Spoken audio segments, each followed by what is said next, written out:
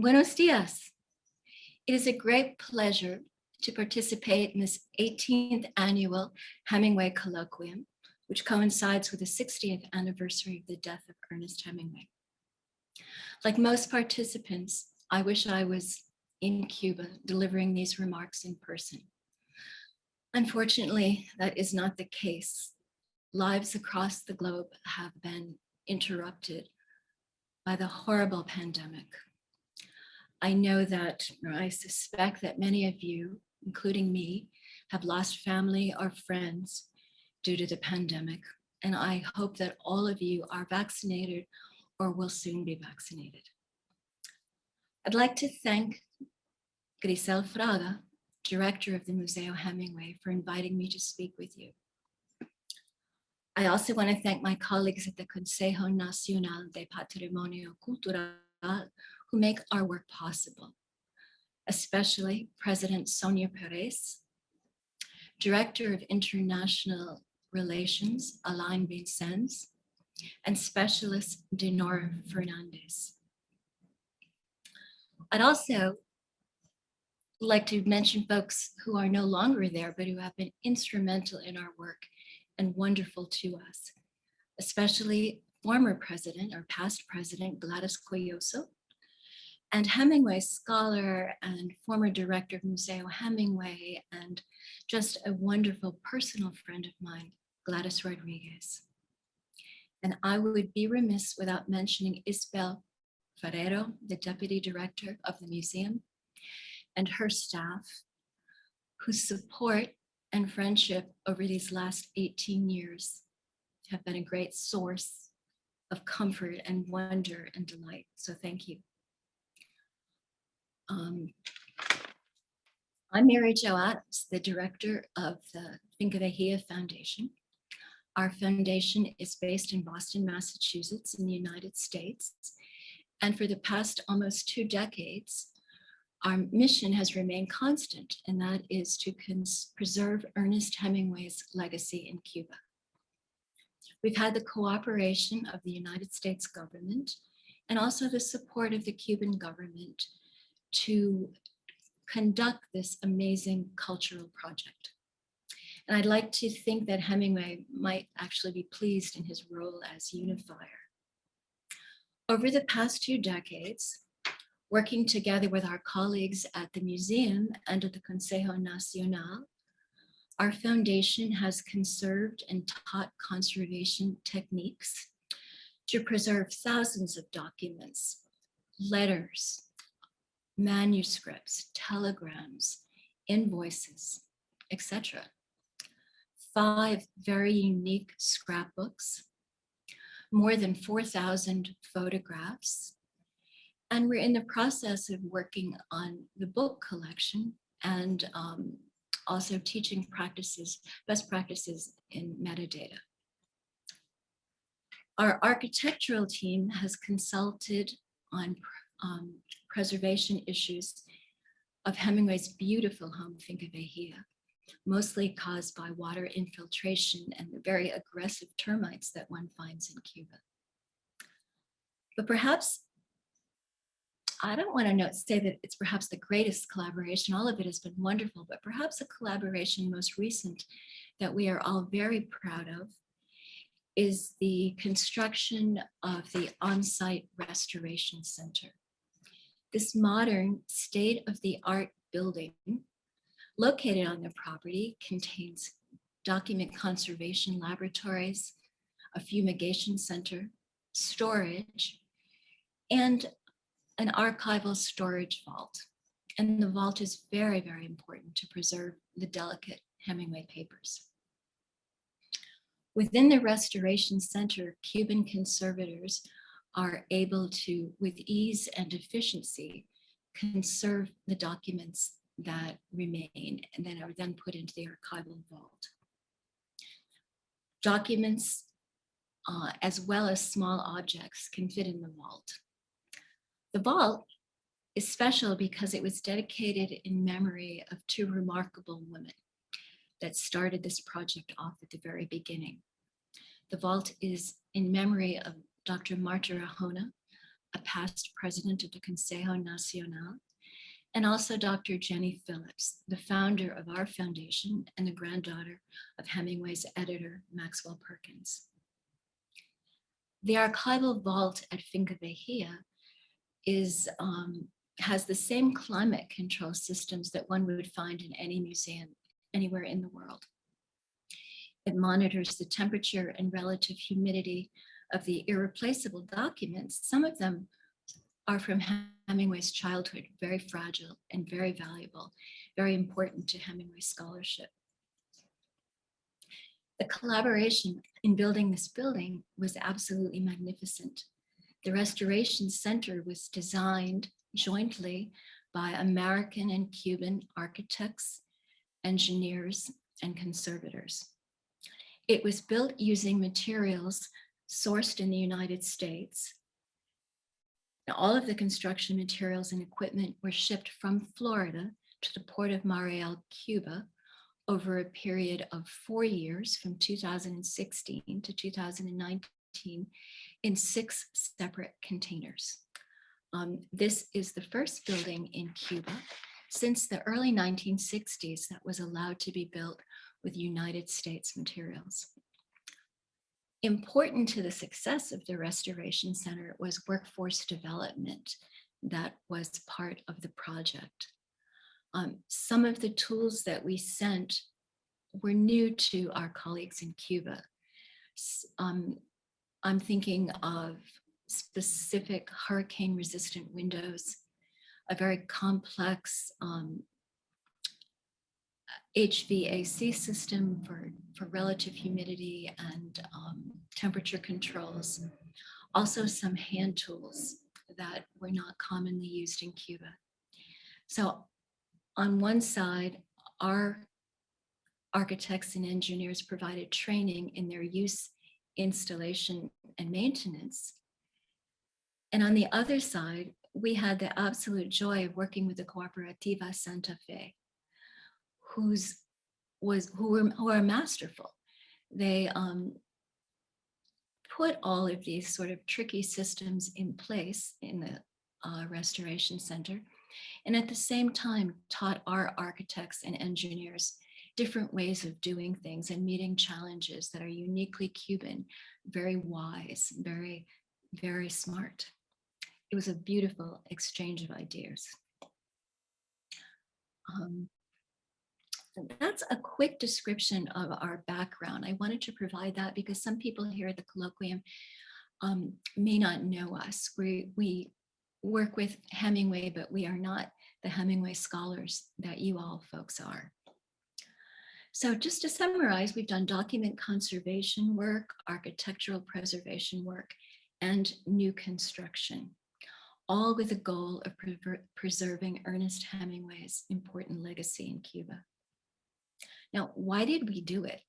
And how did we do it? These are the 2 questions that Grisel asked me to address today to you. The short answer to why is very easy. I suspect that everyone attending this colloquium, this virtual colloquium, has a keen interest in preserving all items Hemingway. And that's what we do too.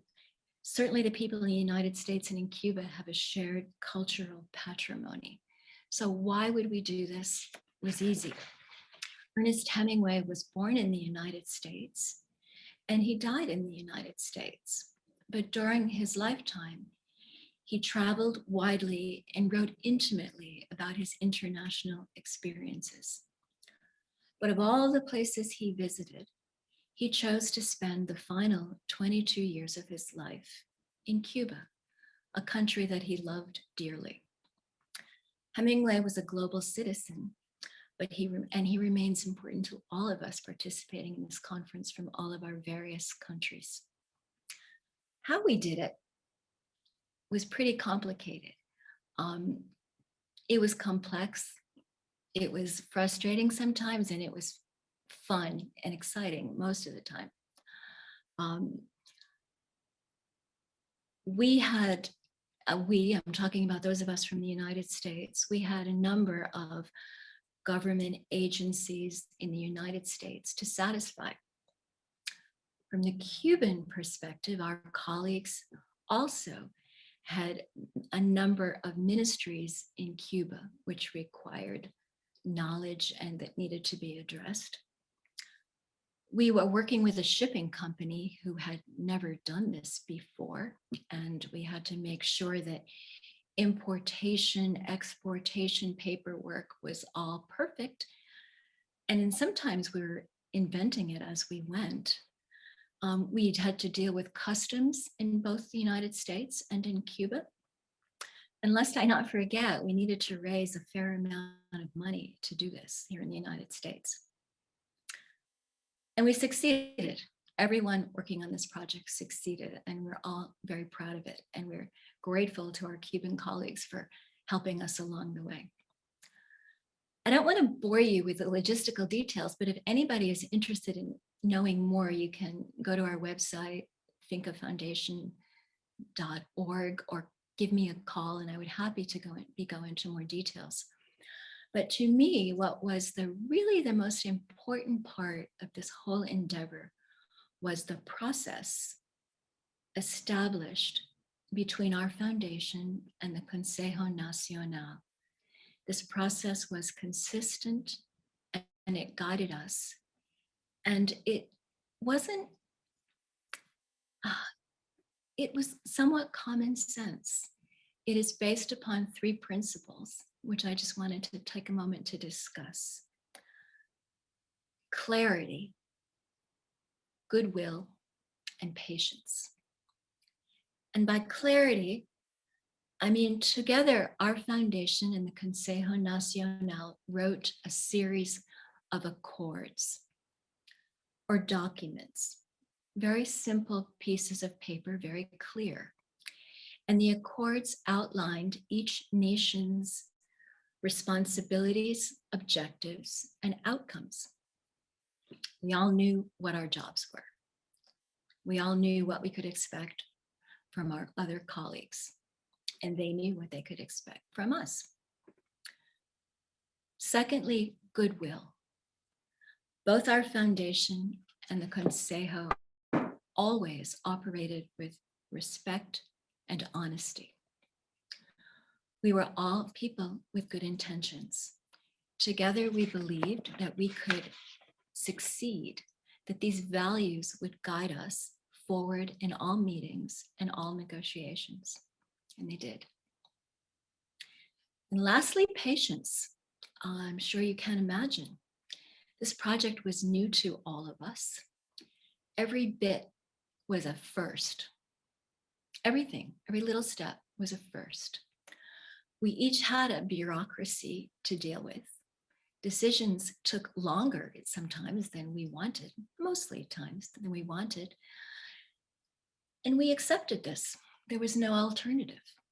However, we realized that we still could focus on other pieces while we were waiting for decisions to be made. And that's what we always did, to keep, as we say, the ball moving, or to keep the process in place. Right now, I just want to take you all a little bit further back in time to the year 2001. This is the story of our foundation's beginning, and it began, like most good stories do, with a great idea and with passionate people. Jenny and Frank Phillips, our founders, visited Cuba in 2001 on a cultural trip. Jenny's father, as I mentioned, happened to be Maxwell Perkins, Hemingway's editor. The Phillipses wondered if there might be a letter or two at the Finca from Jenny's grandfather, and they thought that would be interesting to see. So they went to the Finca.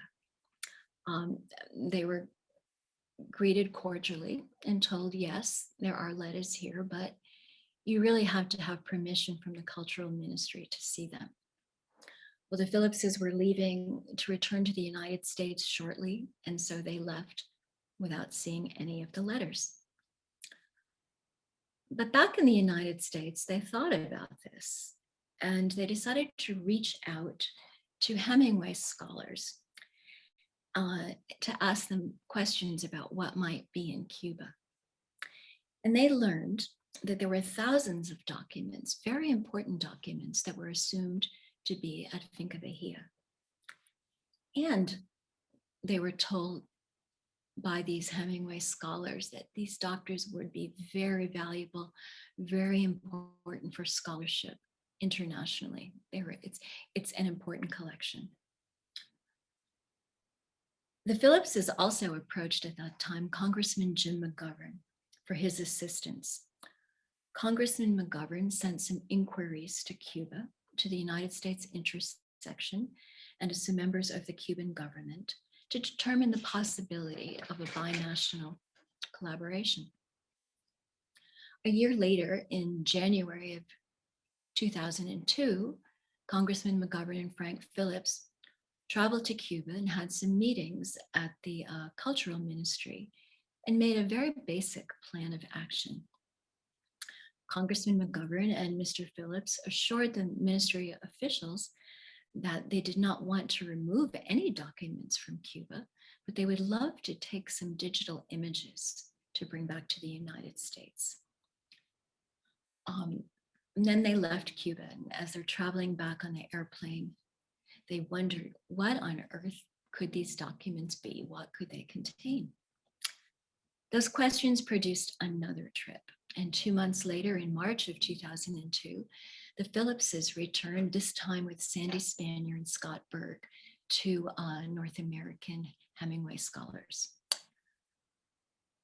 After a few days of waiting, this group was allowed in the basement of the guest cottage. And there they saw a portion, just a small portion of the treasure trove that is the Hemingway collection. They saw that it was carefully stored. There were letters and photographs and so much more that they could not even imagine. There was no hesitancy at all. It was like children in a candy store. This was a super important collection for the entire world. They were priceless, and they would be valuable not just now, but for generations and generations to come who are interested in studying Ernest Hemingway. And they were, I must say, they were well preserved. And that was due to the stewardship and the careful work of Gladys Rodriguez. Questions lingered, of course, with the Phillips. Were these documents as safe as they could be? What about hurricanes? We hear that there are horrible storms in Cuba. What about fires? I mean, the guest cottage was surrounded by trees. Could trees fall and damage the collection? Was there a way for the documents to be preserved a little bit better? And did they require conservation? What state were they in? So during the year 2002, the Phillipses established partnerships with others in the United States to build consensus around the importance of the documents. They reached out to the Social Science Research Council, to Northeast Document Conservation Center, and also to the Social Science Research Council. But of course, this is so obvious, but it is important to restate. The Finca and the Hemingway documents belong to the Republic of Cuba.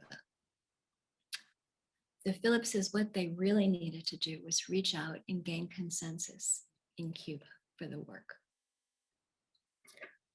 Once again, Congressman McGovern, our guardian angel, was called in, and we asked him for help. He made some calls, and before long, we learned that President Fidel Castro was a strong proponent in Cuba, as well as Dr. Marta Ahona from the Consejo Nacional. Clearly, this is when the seeds of an international collaboration began germinating. Negotiations began and rules were written. And in November of that very same year, in less than 9 months, In 2002, the first accord was not only written, but it was signed. The first accord, I believe, is truly the most important of them all. It launched this collaboration that remains vibrant and successful to this day. It was absolutely fascinating for me to go back in preparation for my remarks today and read the first accord. It is short. It's a page and a half long. It is powerful, super clear, and I would argue it is radical in what it proposed to do. And I want to share that with you because I don't know a lot of people know what is in that very first accord. The accord referred to what was about to happen as the Hemingway Project. It began with a very simple declaration, which I'd like to read to you. Both parties, quote, both parties acknowledge that the implementation of the joint effort expresses the will of both the Cuban and the American people to safeguard, spread, and promote the life and work of Ernest Hemingway as a cultural bridge between both nations, close quote. To accomplish this, the signers agreed to the following points. 1, restoration and conservation will take place at Finca Vigía. Secondly, to protect the cultural heritage, there will be 3 stages: restoration, digitization, and determination of which copies will have public access at the Kennedy Museum in Boston. Thirdly, Cuban and US experts will work collaboratively on the project. Fourth, the United States will fund the purchase of equipment and materials in the United States. Fifth, the Consejo Nacional will contribute the building where the conservation will take place. And at that point in time, it was at San Crem. Next, both parties expressed their willingness to perhaps go further in addressing other joint projects, such as the restoration of Pilar or work on the main home. And finally, both Cuban and US parties expressed their will of carrying a joint work and of solving through friendly ways all issues related to the implementation of the project.